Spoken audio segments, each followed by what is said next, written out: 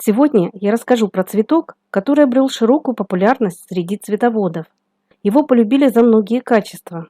Это универсальность, простота в уходе и неприхотливость, декоративный вид в течение долгих месяцев и множество разных окрасок, необыкновенных по форме цветов.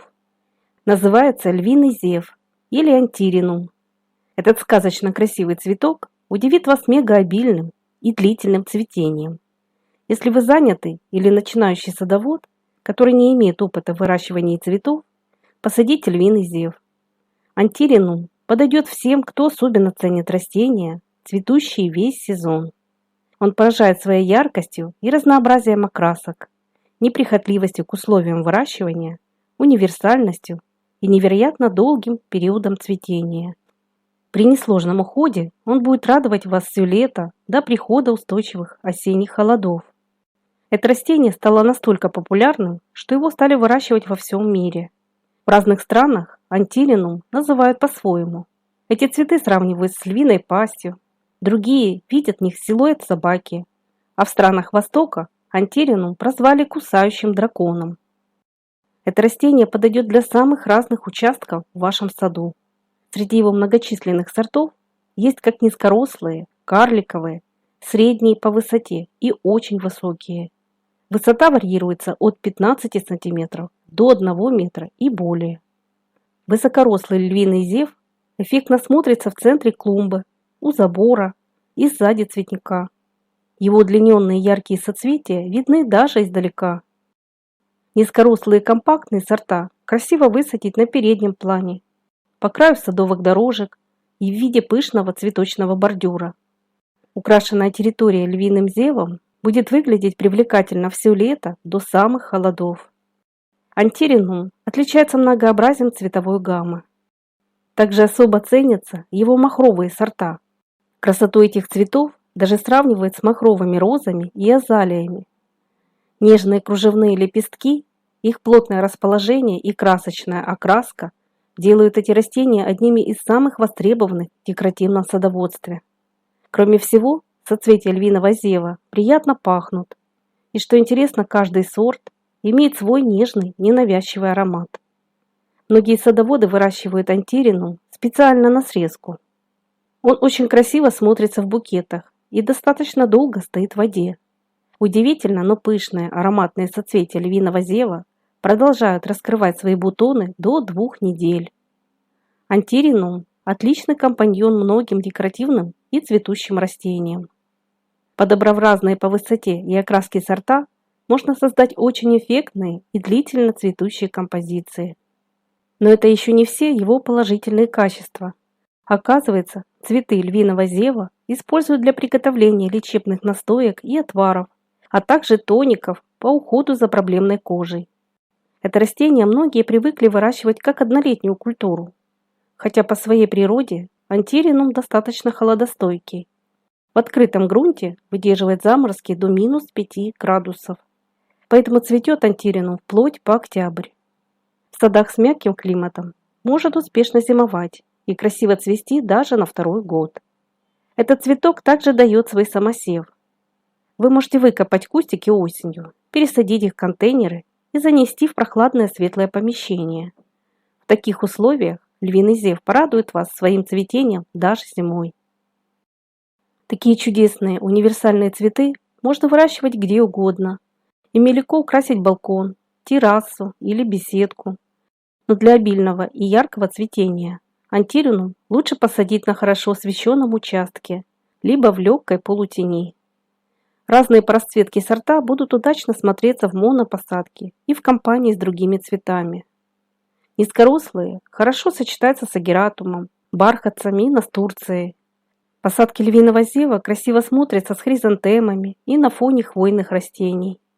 Среди антиринумов есть даже ампельные сорта, которые эффектно выглядят в высоких вазонах и подвесных кашпо.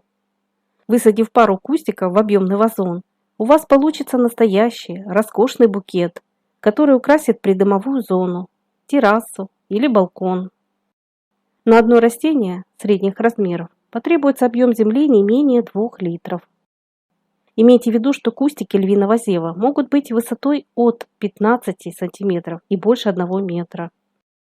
Очень удобные в выращивании карликовые махровые гибриды. Они отличились своей красотой, устойчивостью к ветрам, жаре и повышенной влажности. Их высота около 25-30 см, при ширине кроны 20-25 см. Такие растения эффектно выглядят посаженные большими группами на переднем плане клумб, в бордюрной и контейнерной посадке. При плотном выращивании из махровых низкорослых сортов можно вырастить настоящий цветочный ковер. Антиринум совершенно не требовательный к почвам, но для его обильного цветения лучше использовать рыхлый и плодородный грунт с реакцией около 6-7 pH. При выращивании в горшках на дно необходимо уложить слой дренажа, а субстрат заправить минеральными удобрениями и питательной землей. Также не стоит эти цветы высаживать в тенистых местах. При посадке всегда учитывайте размеры данного сорта. Покупая семена львиного зева, читайте все характеристики, указанные на упаковке. Высевать львиный зев можно прямо в открытый грунт, уже в апреле. Но этот метод подойдет для садов с мягким климатом. Посев на рассаду проводят с конца февраля по начало апреля. Садоводам северных регионов с посевами можно не спешить. Семена львиного зева мелкие, поэтому в грунт их не заглубляют и ничем не присыпают. А для хорошего контакта с землей после посева их сверху сбрызгивают теплой водой из мелкодисперсного пульверизатора. Всходам потребуется хорошее освещение. Они начнут прорастать при температуре от плюс 20 до 25 градусов, примерно через 10-14 дней. Будьте осторожны с поливами, так как антуриум очень чувствителен к переувлажнению. Когда отрастут 3-4 настоящих листочка, рассаду пикируют и переставляют в более прохладные, светлые условия с температурой около 18 градусов. Для придания пышной кроны подросшие растения прищипывают. Однако это не надо делать с карликовыми и ампельными сортами. Рассаду высаживают в открытый грунт, как устоится теплая погода, без ночных заморозков. До этого времени ее можно закалить, периодически выставляя на открытый воздух. Цвести львиный зев начинает уже на 12-14 неделе от посева семян. Чтобы стимулировать растения к непрерывному цветению, отцветшие соцветия удаляют. Нельзя допускать завязывания семян. К тому же, начиная со стадии бутонизации, кустики подкармливают суперфосфатом и сульфатом калия. Львиный зев также размножают черенкованием. Такие растения обычно зацветают раньше сеянцев. Для черенкования маточные кустики можно сохранить, забрав их на зимовку в прохладное помещение. Антиринум – это яркое украшение любого цветника. Его также можно выращивать не только в саду, но и в контейнерах. Он долго цветет, достаточно простой в уходе и подойдет даже неопытным садоводам. Поделитесь и вы своим мнением по этому замечательному растению. Выращиваете ли вы львиный зев в своем саду? Я буду благодарна всем вашим советам, лайкам и комментариям.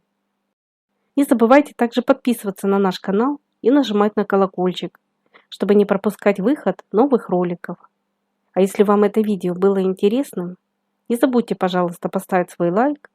И до новых встреч на канале Добрый сад.